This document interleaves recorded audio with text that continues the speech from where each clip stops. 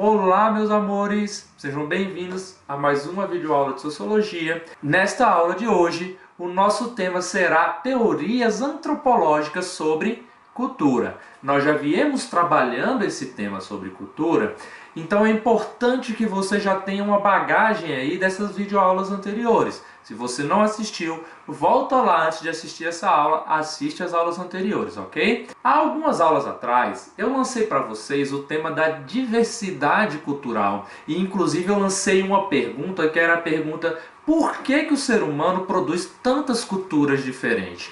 Essa pergunta mobilizou muitos teóricos, muitos autores a fazerem pesquisas para tentarem solucionar esse enigma da antropologia. Por que apesar de nós sermos uma única espécie, nós somos capazes de produzir tantas culturas? Tá? Vamos começar falando do evolucionismo cultural. Deixe esse nome registrado. Isso é importantíssimo para todas as nossas aulas daqui para frente.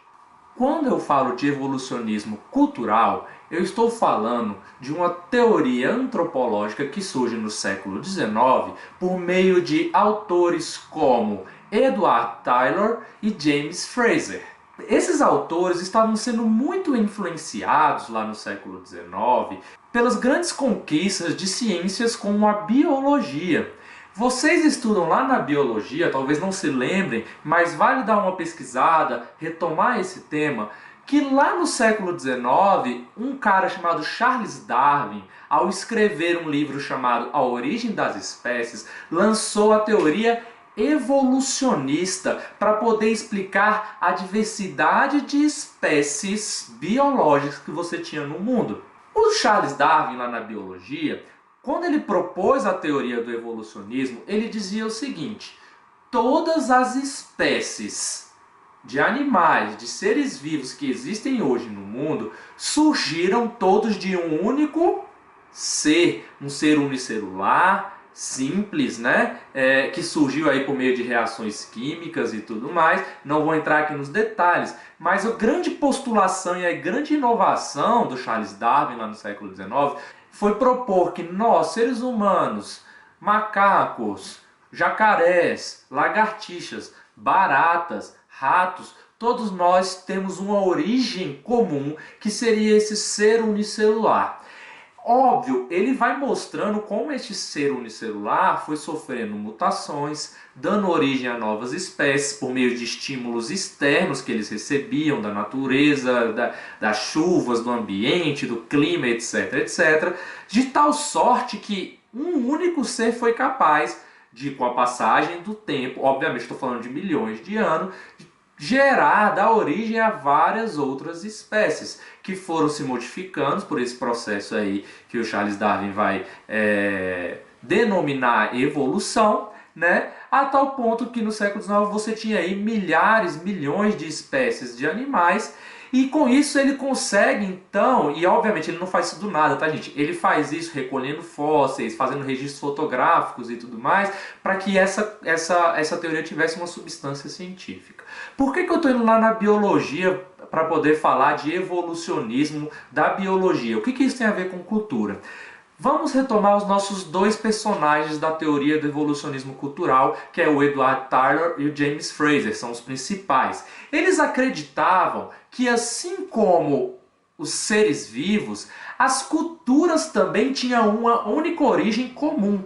É como se todas as culturas, no começo, fossem uma cultura que eles vão chamar de cultura primitiva. Então no começo todos os seres humanos teriam a mesma origem cultural, uma cultura primitiva. E aí quando ele fala de cultura primitiva, ele está falando, preste atenção, primeiro a gente vai botar esse primitiva sempre entre aspas, tá? Depois a gente vai falar por quê, tá? Mas essas culturas primitivas para eles teriam algumas características. Primeira, ela não teria propriedade privada, ou seja, a propriedade, a terra pertencia a todos os membros da comunidade, tá bom? Uma segunda característica é que essas sociedades se organizariam por meio de relações de parentesco, tá bom? Então, como tudo é de todos, o que vai orientar ali as hierarquias hierarquias dentro daquela sociedade são os laços familiares. Não tem a formação do que a gente chama hoje de Estado, de governo, não existe isso, tá bom? E por fim, esses autores do evolucionismo cultural vão dizer que essas primeiras sociedades, que eles chamam de sociedades primitivas,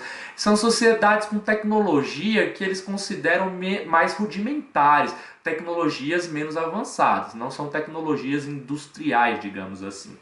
E aí, o que esses autores vão propor? Hoje nós temos culturas diferentes, porque essas culturas elas podem ser dispostas num longo processo de evolução cultural que começaria com essas sociedades primitivas, sem Estado e sem propriedade privada, e que chegariam lá no final, tá? Então eu estou pegando aqui sociedades, vou botar aqui na tela, tá? Eu estou pegando aqui sociedades primitivas, e essas sociedades primitivas iriam passar por um longo processo de evolução, e aqui ao final chegariam no estágio máximo de desenvolvimento, de evolução.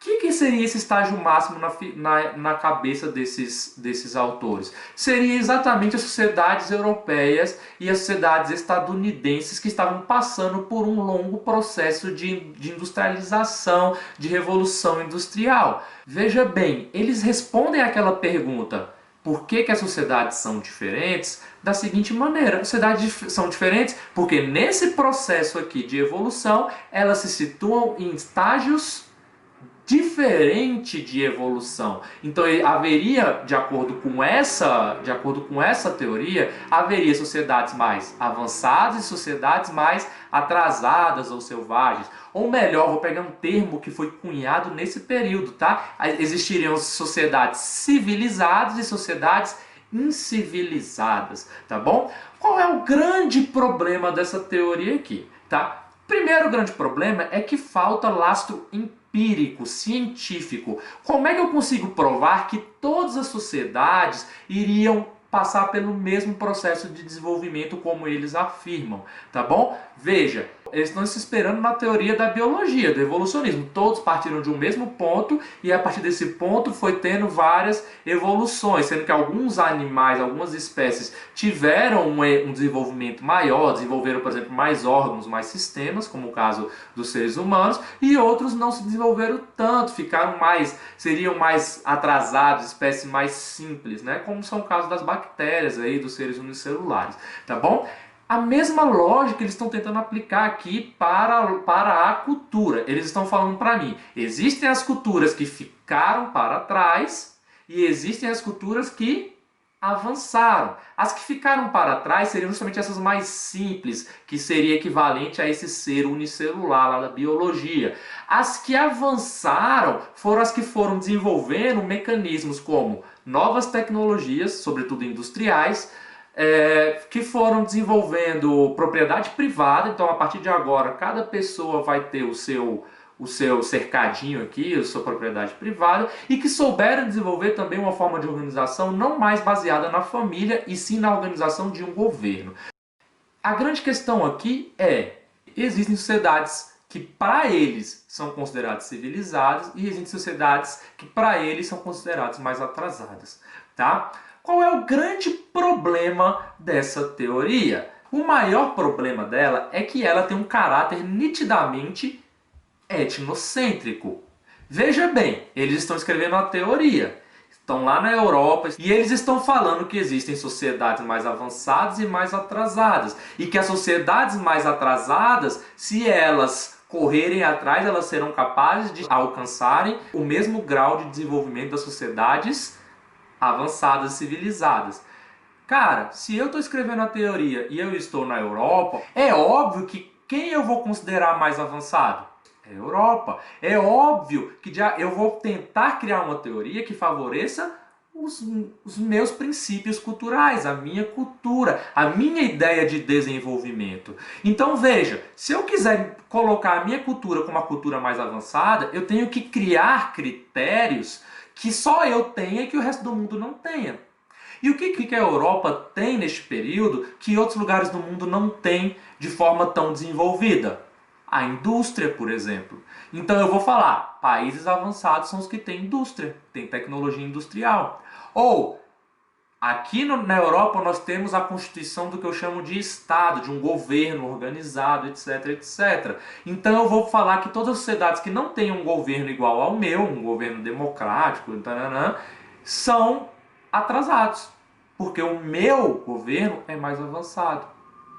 Ou eu vou pegar o meu sistema de organização de propriedades, que é a propriedade privada, e vou falar, isso aqui é avançado, quem não tem propriedade privada é atrasada. O que eles estão fazendo então? Eles estão pegando os parâmetros da cultura deles e falando, isso aqui é mais avançado dentro de um processo de evolução. Quem não tem isso aqui, ficou no meio do caminho nesse processo evolutivo. Estão conseguindo entender isso bem? Então o maior problema dessa teoria é justamente esse etnocentrismo. Ele postula uma ideia de evolução em que a Europa e os Estados Unidos se tornam um modelo de civilização. E, inclusive, a partir disso, a gente cria um segundo problema. Se eu estou hierarquizando as minhas culturas em culturas mais avançadas e mais atrasadas, invariavelmente eu posso usar esse discurso dessa teoria para poder dominar outros povos. Pensa aqui comigo, eu sou avançado, eu sou considerado civilizado, porque eu tenho algumas tecnologias, tenho Estado, tenho propriedade privada.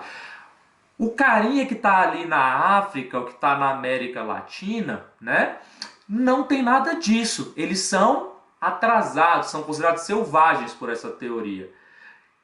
Quando eu uso esse discurso, eu posso simplesmente colonizar, então, esses povos que são considerados selvagens ou primitivos, tá? Com a justificativa de que, na verdade, isso não é um processo de dominação. Isso é um processo civilizatório. É como se os europeus pegassem essa teoria para justificar por que eles estavam colonizando o resto do mundo e pudessem falar assim, eu estou colonizando a África porque eu estou levando a civilização para eles, eu estou fazendo um favor, na verdade eu estou carregando nas costas esse grande fardo, essa grande missão de trazer a civilização para o mundo inteiro, já que eu acreditava que todas as sociedades poderiam ter esse mesmo processo de evolução, percebe? É uma evolução unilinear, é como se todas as sociedades passassem por essa mesma linha de evolução, tá? E chegassem a se desenvolver como os Estados Unidos ou como a Europa.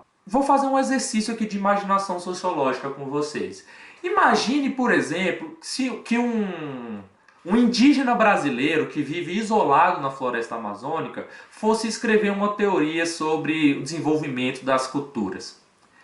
Quais vocês acham que seriam os critérios que esses indígenas utilizariam para falar que uma sociedade é mais avançada ou menos avançada? Provavelmente ele não iria utilizar a indústria, porque ele não produz indústria. O indígena ele ia falar, não, uma sociedade evoluída, uma sociedade culturalmente avançada é uma sociedade que respeita a natureza, que sabe conviver com a natureza. Porque, às vezes, dentro de uma comunidade indígena, isso é a noção que eles têm de evolução. Esses são os parâmetros culturais dele. Não tem nada a ver mais com propriedade privada ou com indústria. Tem a ver com a relação que se tem com o meio ambiente. E aí, se o indígena fala assim, ó, sociedades avançadas são aquelas que sabem lidar com o meio ambiente, aí você vai ter que reconstruir essa linha de evolução todinha, colocando os indígenas como mais avançados e colocando aí os europeus que desenvolveram tecnologias industriais com grande potencial de destruição do meio ambiente como as sociedades mais atrasadas. Vocês percebem que, de acordo com o meu interesse, da minha cultura, com o meu etnocentrismo, eu consigo construir essa linha de evolução do jeito que eu bem entender? Então, gente, a minha conclusão final é de que eu não posso, de forma alguma, tentar dispor as culturas em uma linha hierárquica em que eu possa afirmar que existem sociedades mais avançadas ou mais atrasadas. Então, por esse motivo, tá, gente? Essa teoria do evolucionismo cultural, que foi inspirada em parâmetros lá da biologia, tá? Essa possibilidade de você encontrar uma origem simples, rudimentar de alguma coisa e perceber esse processo evolutivo, que foi o que Charles Darwin fez com os seres vivos, tá? Essa ideia de evolucionismo cultural vai ser muito criticada a partir de determinado momento, exatamente porque você não consegue, primeiro, provar que todas as sociedades realmente passam por esse mesmo processo evolutivo, tá? Porque isso é o que diz o evolucionismo cultural. Todos vão passar pelas mesmas etapas de evolução, sendo que algumas foram ficando para trás e foram ficando mais atrasadas. Então você não consegue provar isso. Você não consegue provar que o indígena necessariamente, eu estou falando indígena no geral, mas peguem uma etnia específica. Você não consegue provar que o indígena da etnia Tupinambá vai evoluir, entre aspas, até virar uma sociedade com uma cultura parecida com a cultura europeia. Você não consegue provar isso. É impossível, tá? Do ponto de vista científico. Segundo problema, como eu falei, reiterando, o etnocentrismo disso aí, tá? Você pode construir uma teoria aí de acordo com seus interesses, com seus parâmetros culturais. Então, se é uma teoria etnocêntrica, que carrega esses preconceitos e esses valores culturais, tornando eles uma referência de mundo, tá? Você está diante de uma teoria que não pode ser científica, porque a ciência, a gente sabe, a gente está sempre buscando a neutralidade científica, a gente não pode querer que uma cultura seja posta acima das demais, tá bom? O segundo problema é esse. E por fim, o terceiro problema, que é um desdobramento do etnocentrismo, tá? É a possibilidade que essa teoria dá de justificar processos de dominação. Eu passo a colonizar o mundo com a justificativa de que eu não estou dominando. Eu, na verdade, estou fazendo um favor, estou levando a civilização, eu estou civilizando o mundo. Tá, ok? Por conta desses vários problemas que eu estou trazendo para vocês, pouco a pouco você vai tendo críticas, sobretudo quando entra o século XX, em relação a essa teoria do evolucionismo cultural. E lá na década de 30 vai aparecer uma série de pesquisadores, especialmente lá nos Estados Unidos, que vão compor o que ficou conhecido como Escola Cultural Americana. Entre esses autores que compõem essa Escola Cultural Americana, se destaca um cara chamado Franz Boas. Ele é muito famoso, vale a pena registrar, tá? A Escola Cultural Americana, da qual faz parte o Franz Boas, vai passar a criticar essa visão de que existe uma única linha evolutiva das culturas, ou de que as culturas podem ser classificadas de formas hierárquicas, como se houvesse uma cultura mais avançada e outra mais atrasada. Pouco a pouco, eles vão começar a apontar as diversas falhas dessas teorias. Entre essas falhas está justamente a questão do etnocentrismo e a questão dos processos de colonização que são justificados por essa teoria do evolucionismo cultural. Tá bom? Então, o que o Franz Boas vai começar a reparar? Quando você pega sociedades como a sociedade japonesa, são sociedades que já na década de 30, que é quando o Franz Boas está escrevendo, já na década de 30 está desenvolvendo uma indústria muito poderosa, está construindo aí um Estado organizado, então não é uma sociedade que se organiza baseada nas famílias e nos clãs familiares, e também tem uma noção de propriedade privada, tá? Então, aqueles 3 critérios que foram usados pelos evolucionistas, né, para poder explicar o que faz uma sociedade mais avançada do que outras, são encontradas numa cultura como a cultura japonesa. Conseguem ver? Só que a cultura japonesa, ela se assemelha à cultura europeia? Não. A cultura japonesa é completamente diferente da cultura europeia. Ou seja, a única conclusão possível é que as sociedades, as culturas, elas se desenvolvem de acordo com uma lógica própria, em função dos acontecimentos históricos que cada sociedade, em particular, enfrentou. Essa é a ideia do Franz Boas da Escola Cultural Americana. Para deixar ainda mais claro, ao invés de dizer que todas as sociedades começam num ponto específico, onde todos são selvagens, e evolui até chegar num ponto onde todos são avançados, caracterizados por essa indústria, por essa propriedade privada e por esse Estado que se constituiu, ao invés dessa explicação, o Franz Boas e a Escola Cultural Americana vão propor que cada sociedade, ao invés de passar pelo mesmo processo de evolução, vai criar a sua própria linha de evolução. Então eu estou criando aqui, cada sociedade tem a sua própria forma de evoluir, cada sociedade, de acordo com os eventos históricos pelos quais passou, vai desenvolver a sua própria cultura. De modo que eu desconstruo a ideia de que existem necessariamente culturas mais civilizadas e culturas mais selvagens.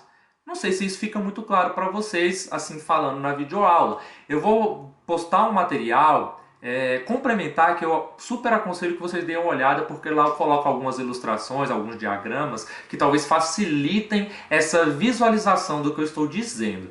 Tá? O que eu estou querendo chamar a atenção é que o Franz Boas, junto com seus colegas da Escola Cultural Americana, estão criticando essa ideia de que é possível hierarquizar culturas em culturas mais avançadas e culturas mais atrasadas. Não, cada cultura simplesmente evolui conforme seu próprio ritmo, suas próprias lógicas e as suas próprias dinâmicas. A grande questão do evolucionismo cultural é porque ele não leva em consideração as particularidades de cada cultura. O evolucionismo cultural dizia que todas as culturas passavam pelo mesmo processo. Então, a rigor, todos tenderiam a chegar num único ponto, a serem uma única cultura. Não sei se vocês percebem isso. Todos chegariam naquele ponto final em que todos se aproximariam do que seria a Europa ali, né, os Estados Unidos. E aqui com o Franz Boas e com a Escola Cultural Americana, eles estão dando atenção cada vez maior para as particularidades de cada cultura. Cada cultura tem que ser observada naquilo que ela traz de particular. Então os tupinambá brasileiros vão ter um desenvolvimento, uma evolução cultural, uma história cultural completamente diferente da história cultural da Europa, e que vai ter também uma história cultural completamente diferente, dos iorubás africanos.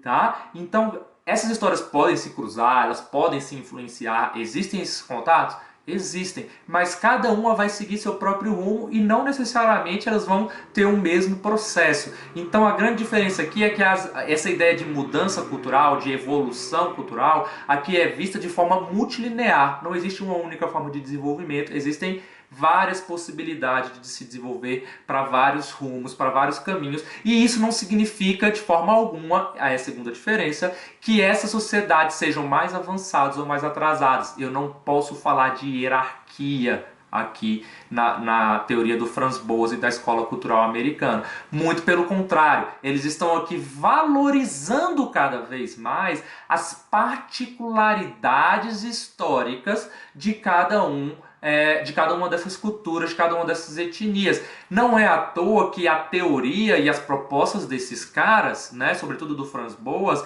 é chamado em alguns livros de particularismo histórico, tá? Particularismo histórico por quê? A função do antropólogo deixa de ser tentar descobrir qual sociedade é mais avançada e qual é mais atrasada, deixa de medir a sociedade de acordo com a régua de evolução, tá bom?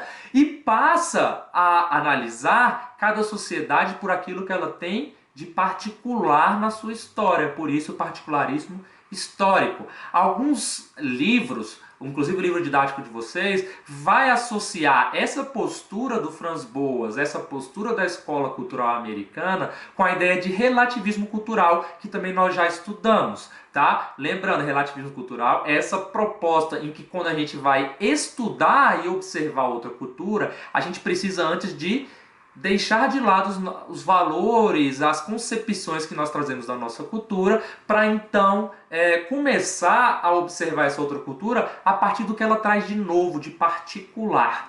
Tá bom? E aí você tem essa proposta da Escola Cultural Americana. Um pequeno adendo aqui para a gente fazer uma comparação rápida entre as duas. Vocês percebem que lá no evolucionismo cultural você tem uma forma de enxergar a cultura um pouquinho mais preconceituosa, etnocêntrica, que coloca sempre ali a Europa e os Estados Unidos no centro do mundo, como se fosse a referência e o único padrão de desenvolvimento do mundo.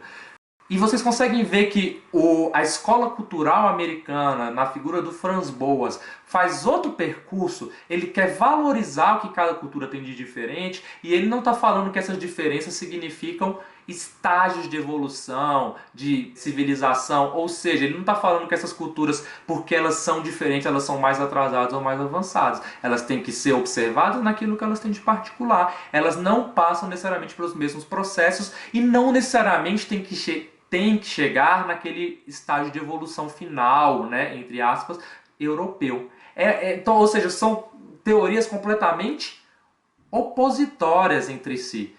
Então é isso, né? Essas são as duas teorias que vocês têm que saber, em princípio, para a gente compreender um pouco aí esses processos culturais, essa ideia de cultura e cada vez entrando mais a fundo.